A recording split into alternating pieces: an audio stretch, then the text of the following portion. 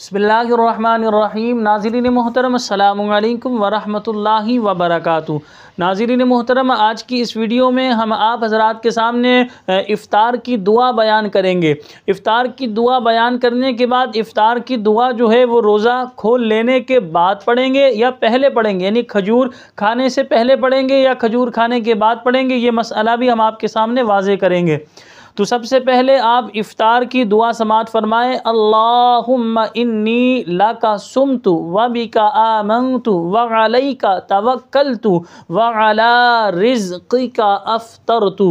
इसका माना यह है, ए अल्लाह, मैंने तेरे लिए रोज़ा रखा, मैं तुझ पर ईमान लाया और तुझ ही पर भरोसा किया और तेरे दिए हुए रिज़्क़ से इफ़्तार किया। अब इसमें तमाम सीगे जो है वो पास्ट के हैं, यानी माजी के हैं। यानी ए अल्लाह, मैंने तेरे लिए रोज़ा रखा, यानी रोज़ा रखा तभी तो हमने कहा कि हमने ए अल्लाह तेरे लिए रोज़ा रखा।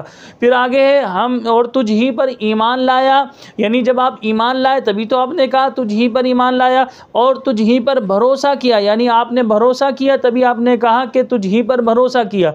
और तेरे दिए हुए रिज़्क़ से इफ़्तार किया, यानी जब आपने इफ़्तार कर लिया तभी तो आप इस चीज़ का इकरार करेंगे। यानी जो ये इफ़्तार की दुआ है, अगर इसके माना ही पर गौर कर लिया जाए तो मसला हल हो जाएगा। यानी ये दुआ जो है खजूर खा लेने के बाद पढ़ी जाएगी। खजूर खाने से पहले भी पढ़ना शरअन जायज़ है, लेकिन सुन्नत तरीका, दुरुस्त तरीका ये है कि आप खजूर को खाएंगे, खजूर खा लेने के बाद आप ये दुआ पढ़ेंगे। अल्लाहुम्मा इन्नी लका सुमतु व बिका आमनतु व अलैका तवक्कलतु व अला रिज़्क़िका अफ़्तरतु। तो इसमें तमाम सीगे पास्ट यानी माजी के हैं। यानी जब आप अल्लाह पर ईमान लाए तो आपने इस चीज़ का इकरार किया, ए अल्लाह, मैं तुझ पर ईमान लाया। जब आप अल्लाह पर जब अल्लाह के लिए रोज़ा रखा तो आपने कहा कि ए अल्लाह, मैंने तेरे लिए रोज़ा रखा। जब आप अल्लाह पर ईमान लाए तो आपने ये कहा कि ए अल्लाह, मैं तुझ पर ईमान लाया, तुझ ही पर भरोसा किया, तेरे दिए हुए रिज़्क़ के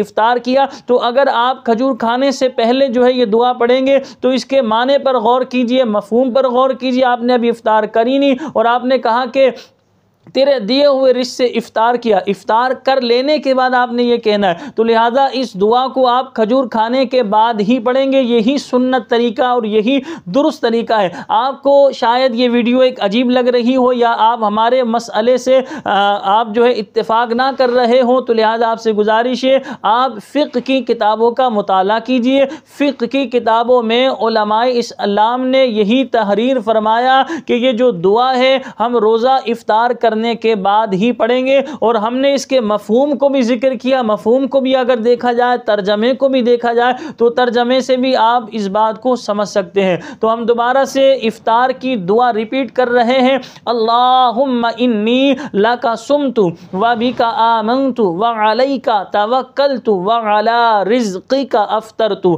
अगर आपने ये दुआ नहीं पढ़ी तो क्या आपका रोज़ा नहीं होगा, यानी अल्लाह की बारगाह में कबूल नहीं होगा? ऐसा हरगिज़ नहीं। अगर आपने ये दुआ नहीं पढ़ी तब भी आपने सही तरह अगर रोज़ा रखा था, अल्लाह की बारगाह में जो है कबूल होगा और लिहाजा अल्लाह रब्बुल आलमीन की बारगाह में से आपको सवाब भी मिलेगा। लेकिन इस दुआ का पढ़ना शरई एतबार से सुन्नत है, मुस्तहब है, अफजल है, बेहतर है। इस दुआ का पढ़ना रोज़े के लिए शर्त नहीं है, ज़रूरी नहीं है, लाजिम नहीं है। दुआ पढ़ेंगे सवाब मिलेगा, नहीं पढ़ते तो आपका रोज़ा शरई एतबार से अल्लाह के हुजूर मकबूल होगा, जबकि आपने शरीयत के मुताबिक ही रोज़ा रखा हो।